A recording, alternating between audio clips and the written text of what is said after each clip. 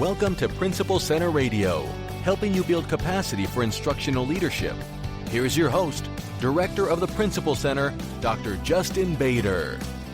Welcome, everyone, to Principal Center Radio. I'm your host, Justin Bader, and I'm honored to welcome to the program Dr. Erika Kitzmiller. Dr. Kitzmiller is a research associate professor at the Crown School of Social Policy, Practice, and Work and the Kersten Institute for Urban Education at the University of Chicago, where she studies historical and contemporary policies and practices that contribute to inequality and identifies solutions to end it. She has published research articles in Harvard Educational Review, Teachers College Record, and Educational Researcher, and opinion pieces in The Washington Post, the Philadelphia Inquirer, and the Hechinger Report, as well as many other venues. She has received funding from Harvard University, the National Science Foundation, the Spencer Foundation, the Russell Sage Foundation, and many others, and she has a Substack newsletter, Ask an Educator. She is the award-winning author of two books, The Roots of Educational Inequality, Philadelphia's Germantown High School, 1907 to 2014, and her new book, Unchartered, How One Public High School Transformed First-Generation College Success. And now, our feature presentation. Dr. Erika Kitzmiller, welcome to Principal Center Radio. Thanks for having me, Justin. I really appreciate it. So the book we're here to talk about today is based in some long-term work that you did in a high school. Tell us about that work and the book that came out of it. Sure. So I started my life as a middle school educator in a public school and then turned to high schools as a researcher. The work came about with a simple phone call between myself and a very good friend who was a principal of a high school that I'm calling Clayton High School in the book. My friend's name is Zach Cairns, and he was really thinking deeply about how to align the school's outcomes with its mission. Clayton High School had a mission to support urban public school students to get four-year college degrees, particularly in STEM fields. And what Zach was struggling with was the fact that 100% of his graduates went to college, but only about 50% of those who went to college graduated within 4 years from their college degree programs. He wanted to think more deeply about that, and I offered to help. And so we created a research to practice partnership study that really aimed to answer that question, but at the end really created a school that I feel like centered agency and choice for educators, youth, and families who chose Clayton as their home. You know, for many years now, there's been a focus on college access, but as you alluded to, getting into college is just the first step, right? What's the landscape like after students get accepted into a college? Well, one of the really helpful things that we did to answer that question was we interviewed alums from Clayton High School, about 25 alums who had been in their first and second year in college, to really ask them, what did high school do or not do to prepare you for your college program? And these students were going to a range of different colleges, large flagship public colleges, large, Ivy League colleges, small liberal arts colleges. So you name it, they were going to those kinds of colleges, community colleges, whatever. And we really wanted to think with students about what were the strengths and shortcomings of their high school and how could we tweak around the periphery to increase the number of students who were graduating and were prepared to do so by changing the structures and instructional practices and policies inside the high school. So we couldn't change college per se, but we could change the ways in which we were supporting students on their path to college. And as a first-generation college student, I had my own experiences with the challenges and the excitement that I had when I got to my college, the first year. So I really empathized with many of those feelings, but we also looked at the ways in which there's not one story, right? There's many stories of successes and challenges that students face, and we needed to think about the wider range of diversity of those stories to think about what kind of policies and practices we needed to do. And instead of creating one pathway from high school to college, we really thought deeply about how do we allow students and families to create their pathway, those pipelines to college, on their own terms and things that really excite them, and to really think deeply about fit and match for college. We weren't thinking that everyone needed to go to a particular type of college, but we needed to have more deliberate conversations with students and families about what kind of college were they looking to go to, what kind of college was offering them the financial support that they might need or might not need, and we needed to think about what they actually wanted to do. And so those were conversations that we really had that changed the litmus of how students were experiencing college after the study. Take us into a little bit about what kinds of changes the school made to the high school experience to better prepare students for college. Because if I think about some of the differences between high school and college, often high school is a very scaffolded, very supported experience. Wow. And college is one of, sink or swim. Good luck. Yeah. Your professors are not your friends. We don't really care about you. So the idea of simply making high school more like college doesn't seem like it gets us there. It doesn't seem like it closed up that gap. So what did you find as you dug into this issue? Yeah, I think that's so true. One of the things that was really telling about like what we needed to do was the ways in which the high school students that we interviewed who were in college talked about how little contact and what kind of different relationships they had with their college professors than they did their high school teachers, right? And as someone who's done both, I've been a K-12 educator and I've been a university professor.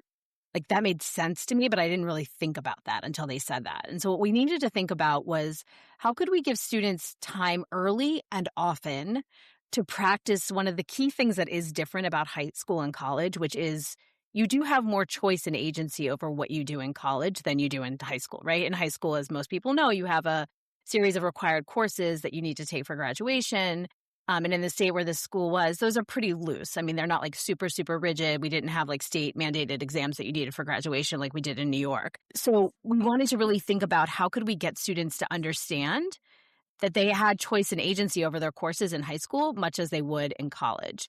And to do that, we had to increase the choices that students had. And instead of coming from the top down and the principal saying, these are the courses that we're going to offer, the principal went to his faculty and said, what are the courses that you want to offer? We know that students really benefit from AP courses because that's what the students were telling us. So we wanted to increase the number of advanced placement courses.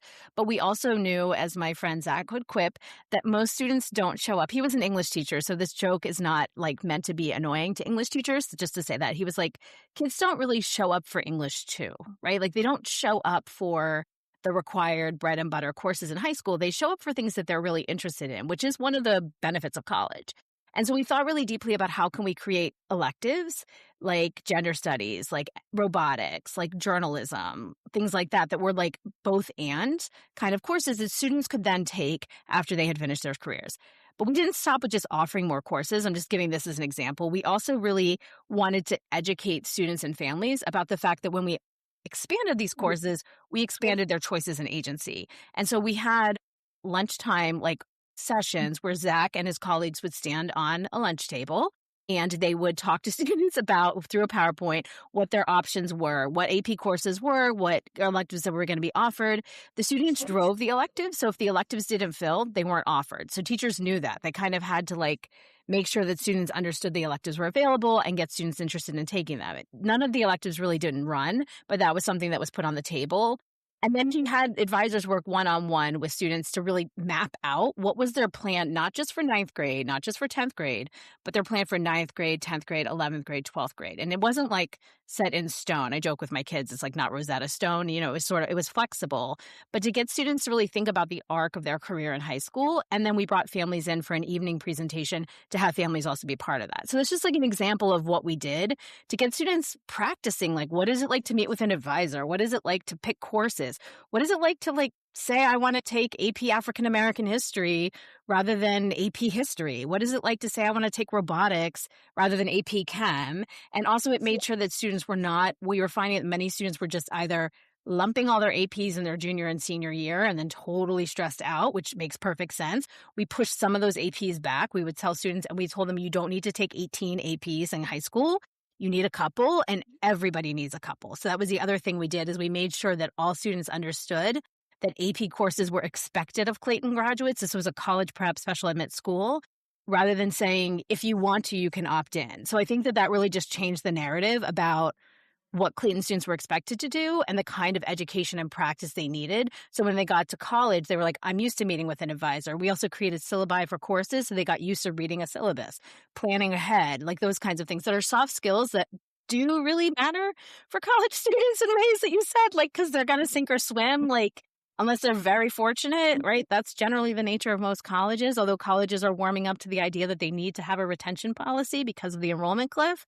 But those are things that high schools can do to really think about what are the structural and instructional changes that need to be made to support students on their pathway to college before they get there.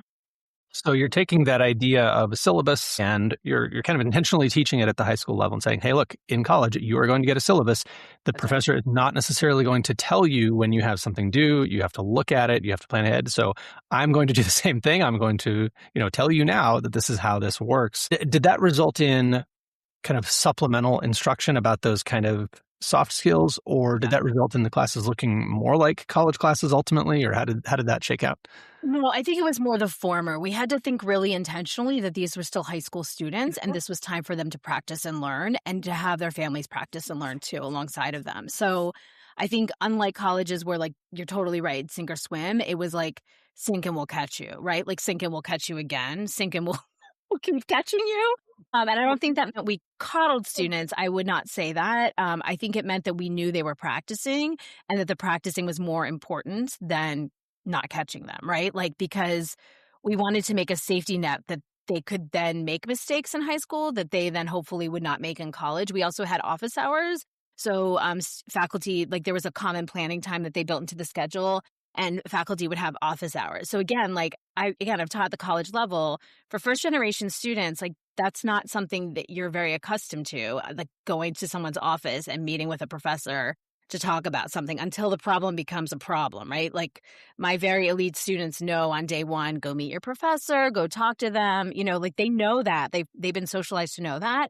And so we wanted to intentionally build that in. So students were like, there's nothing odd about just dropping in your office hours, right? And we also had student tutoring after school to get students to mimic like a learning and teaching center, and most colleges have, so that they understood that asking for help was a sign of strength, not a sign of weakness. And again, that's something that I think all students could benefit from, but particularly first-generation students who are going to college and first in their family to do so can be really beneficial for them in particular. Right. And we're talking about a group of students because this is a selective enrollment school who are, highly qualified academically. Like they have the academic track record to succeed in rigorous coursework, but what they don't have is the kind of implicit family knowledge of like, this is how college works. This is how you sign up for classes. This is, their parents are not college professors. Tell us a little bit more about what you heard from the students after they were in college that circled back to inform the high school program. Because, when you don't have that family history, when you have not been, raised to know a set of things that are kind of implicit, that are not, nobody hands you a big poster of all the things you're supposed to know on the first day of college. How do you help students, become aware of that implicit knowledge and succeed with it? Yeah, I think I also just want to say one of the interesting things is that their families are hungry for it, right? So like even if they don't have the knowledge, like families of first gen students, and I can say this about my own parents, are the first ones to show up to learn when knowledge is being offered in a culturally responsive and respectful way, right? So we wanted to think about like really listening to what students were saying, and again, the diversity of what their experiences were. Things that we wouldn't have seen initially without really talking to students and families and teachers intentionally and regularly was things like students, when we had interviewed them about their college experiences, they talked really eloquently about the importance of extracurricular clubs at college for helping them find their like group of friends that became their lifeline. So some students would talk about like, I went to Penn State, I was a Black student, I was at a predominantly white institution, and could be any institution, but they were at Penn State in Happy Valley.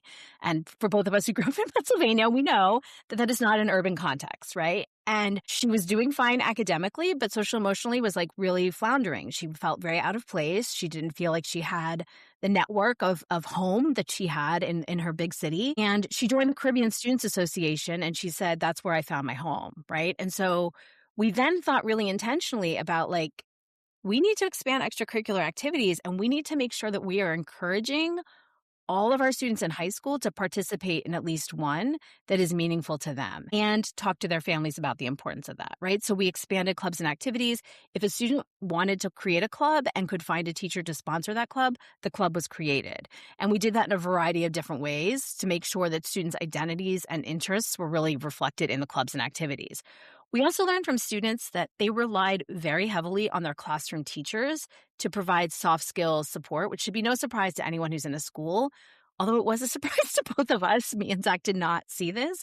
We always think about like the supports that school counselors provide, and school counselors provided enormous amounts of support. I do not want to minimize the work of the school counselors at Clayton High School, but they also have about 450 students on their caseloads, right? Which is 200 more than the recommended 250 students on caseloads, which still seems pretty high to me.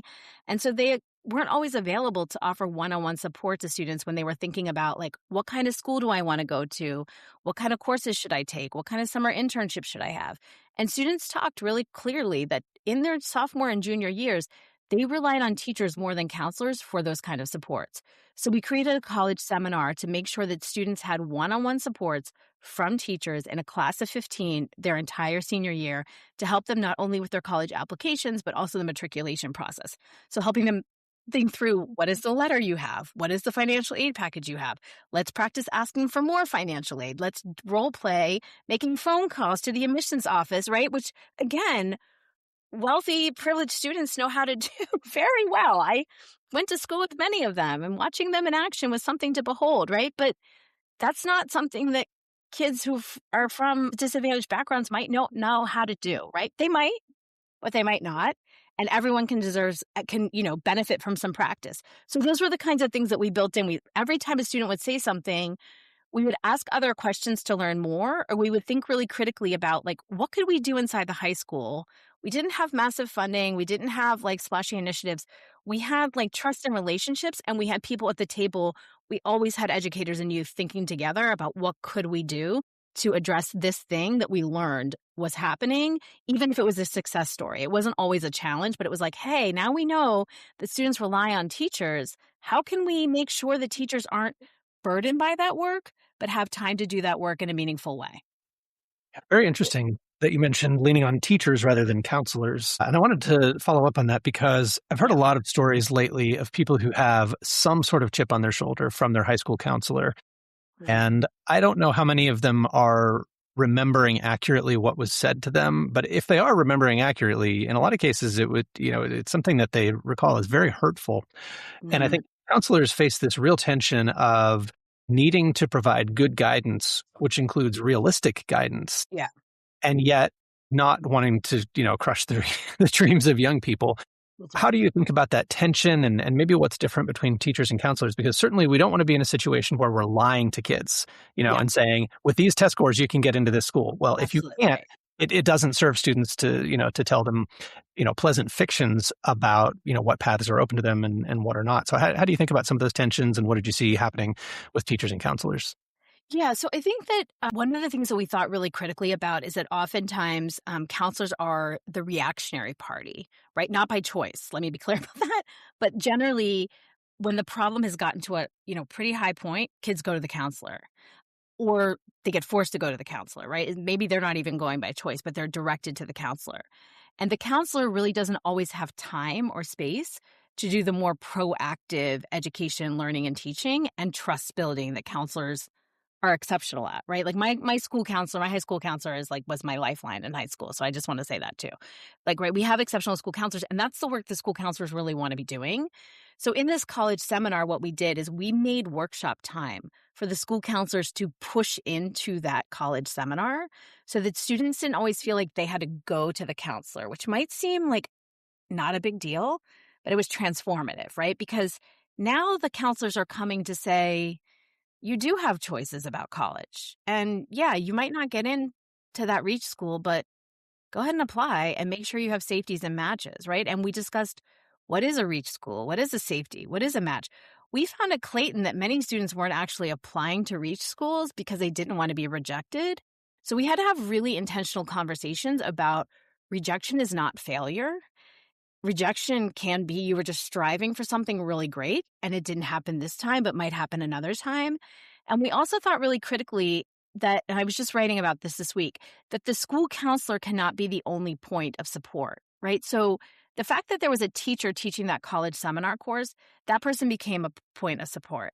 We also had folks from a local foundation who had staff members who were pushed into the school rather than being an after-school program.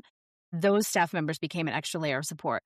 We also had a marketing executive who emailed every single school in this very large urban school district and said he wanted to volunteer to help students prepare their college applications.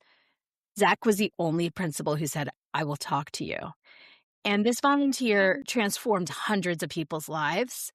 He was a marketing executive. He had grandchildren. He had children.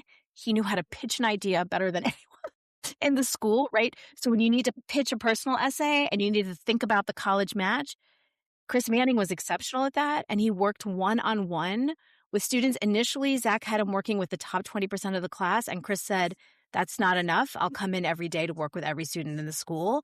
Chris took kids out for lunch after they, graduated from Clayton and came back from college. Like, he had a standing open invitation that if a child wanted to have lunch with him, a graduate of Clayton High School, he would take them out to lunch. And then groups of kids would come and hang out in his office, right? So again, thinking about like adults doing different things and adults also supporting adults was really part of what we were doing, so that the school counselors are not only doing, support when it's at an escalation point and don't feel isolated and alone as so many school counselors feel because they're in an office, near the principal's, room in some hallway that's nowhere near connected to the school. So again, like integrating them. And Zach also had really deliberate conversations with the school counselors about what are the non-negotiables? Like, what is the work that you absolutely want to do?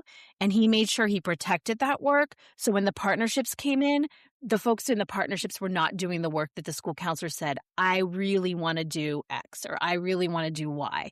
The counselors got to do that work because they were school counselors. And he was very sensitive to that kind of tension.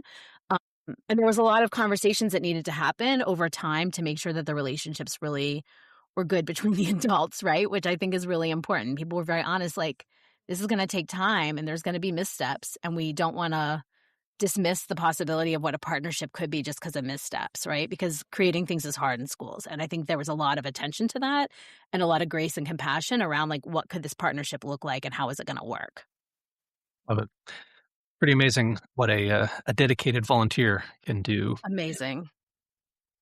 So the college kind of senior seminar that you mentioned, this was an actual class period that students were enrolled in, right?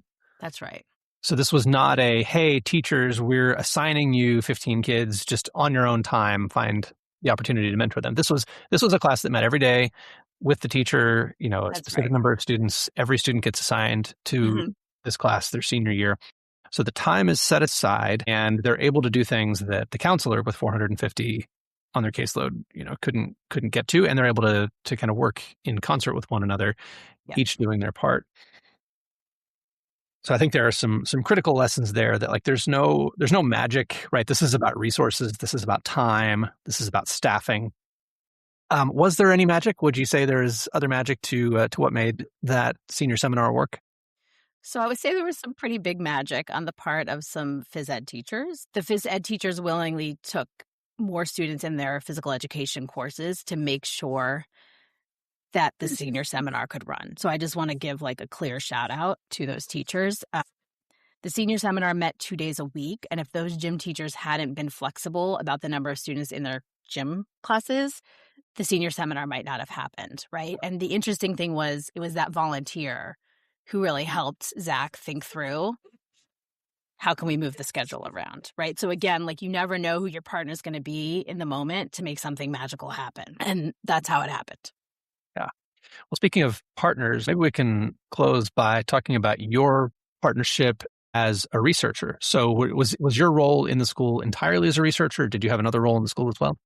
I mean, I was not paid by the school, so I was an outside researcher, but I would say that I really played more of a part of a participant observer. So I was in the school every other week for 3.5 years, shadowing students, observing teachers. I only observed teachers who wanted me in their classrooms. So I basically told Zach, I want to follow the most exemplary teachers you have in the school. And some of those most exemplary teachers probably didn't want me in there. So there were some exemplary teachers that I didn't follow, just to be clear. And I didn't like grade the teachers. It was just like, these are personalities that I think would welcome the opportunity to work with you. And some people stayed through the study and some people didn't. I deliberately selected people across the disciplines, even though it's a STEM school. I'm a historian by training. And so I really wanted to make sure that we had folks across the disciplines to talk about those things. And I enlisted the support of the youth as researchers. So Clayton students did alumni interviews with me, right? They helped me think through the interview protocol. They administered the school-wide survey. Zach had this great idea to go to Costco and buy candy bars, like snack-sized candy bars. So if you finish the survey, you got a candy bar. And lo and behold, Justin, one of the ways to get a really good return rate on your survey is to hand out candy to high school students because it was a 94% return rate.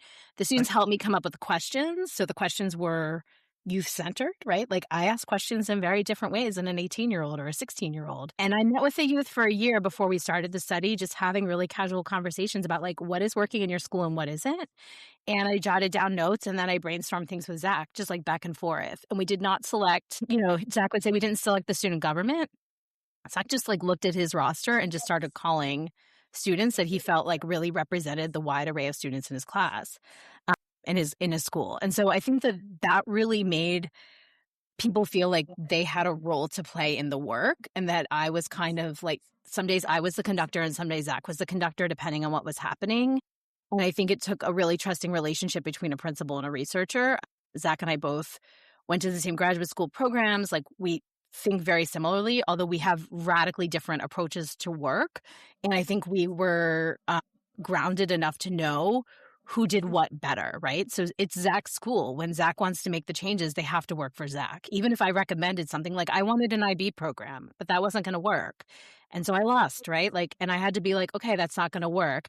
And when things felt like they might be coming off the rails a little bit, I had to say, I think things are coming off the rails, Zach. This is your school, right? And he could say to me, Erika, can you ask these questions? I can't, right? And so I think that those are things that were like this push and pull that really make things helpful when it's a research to practice partnership. And I'd be happy to talk to anybody about, like, how to do that work or think through that kind of work with people, because having a critical eye in your school is a real asset for any leader. Like, I've been an educational leader. I know how hard it is every day. And to have someone that you can lean on with different skills, and also who leaves at the end of the day. Like, I wasn't coming back on Thursday. I was just there on Wednesday. So I didn't have to worry about the faculty meeting that was coming up, or how people at different points in their career and different levels of commitment were going to feel about things. That wasn't my job. My job was to really think critically about how to make the school better, and to do so with as little resources as possible, because we just simply didn't have them. And I never took my access for granted. I'm one lucky kid to be Zach Karen's friend. And I learned so much from the educators and youth at that school. And I'm really proud of the work we all did together, because it really is their work. It's not just mine. Well, Erika, it's certainly a fascinating situation that you studied, that you were a part of as both a researcher and a participant observer.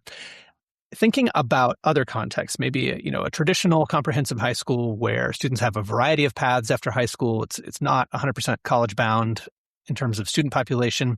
What advice would you have for principals to help them think through how they can set up more students to be successful in college and deal with that tension around, knowing that not everyone is pursuing college as their next step? Yeah, I think that's really important. And I've thought a lot about it.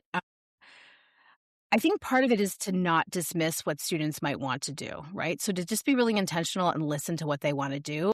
I remember when I was at Germantown High School many years ago, I was getting my PhD and I thought everyone should go to college. And a student said to me, I don't want to go to college. I want to be a firefighter. And he told me exactly why, right? So he had a real reason and a burning desire to do that. And I thought that was really awesome. And I think part of it is thinking about the fact that every child has agency and choice. Like, they have choices, and we need to help them realize they have that freedom. They might not be all going to Harvard, and I don't think everyone should go to Harvard for a variety of reasons. But they do have choice over the life that they want to live when they're in high school. And I think so many times, and I even heard this from students at Clayton, they would talk about conversations they had outside of Clayton where people would diminish their goals. There was a Black student, Jamaican student. He didn't get into Clayton the first time. He reapplied his sophomore year because his public school closed. It was part of the round, a big wave of school closures due to enrollment and many other reasons. And he was working with a nonprofit helping first-generation students, and he said, I want to go to Wharton. And they said, you won't get in. Guess who got into Wharton? That kid, right? And so I'm a big believer in let kids try and teach them that rejection is not failure. I did not get into my top choice college, and I'm really glad I did it. And I always tell students that. And I'm not saying I want students to endure what I endured. It was not fun to not get into my first choice. But I got into a better place for me, and I did just fine, right? And if I hadn't tried, I wouldn't have even gotten into the place that I actually went to, right? And so part of me is like, if you want to be a plumber, or you want to be an EMT, or you want to be a nurse, go to the very best place that's going to support you. That does not mean the best place on the rankings. It means the best place that's going to support you and where you can finish. We had to have really intentional conversations with students about, you might want to go to X college, but can you afford that? It's not 1 year, it's 4. And we don't have those conversations enough. College should be affordable. I really think it should be free. I think it should be. I've never met a kid who, if college was free, they wouldn't want to go. And I grew up in a town where only 1 in 4 people have a bachelor's degree. I think that is a tragedy. As someone who grew up there and has 2 PhDs, right? Like, my education transformed who I am. And I went to places that really tried to make the most out of me and that I could contribute to. And I think that's what we need to say to students, regardless of what they want to do, job, trade school, vocational school, community college. Like, what is the path forward and how are you connecting the dots? Those transitions are so important, and we minimize them because we just think about the graduation as the end goal. The transition is actually the end goal. And how are we helping students get there? It's going to look different in every school. But Clayton is a majority Black, majority low-income school in one of the poorest cities in the nation. And I'm like, look what we did together, right? Like, it's possible to improve. Like, this school did not need to improve by all metrics of how schools are measured. And yet we knew we weren't achieving its mission. Every school, even Harvard, can improve. I've been there, right? So I just think that that's part of it, is thinking critically about what is your improvement? Like, what does your space look like to change it? And it might not be college, but there's something that transition to post-high school or post-middle school isn't perfect. What can you do to tweak that so that moving down, kids and families understand what their options are, because we all have them. So the book is Unchartered: How One High School Transformed First-Generation College Success. Dr. Erika Kitzmiller, if people want to find your Substack or your other work online, where should they go? They can go to my website, erikakitzmiller.com, or you can send me an email at erikakitzmiller@gmail.com. I'd love to hear from you. Thank you so much for joining me on Principal Center Radio. It's been a pleasure. Thanks so much, Justin. I appreciate you having me.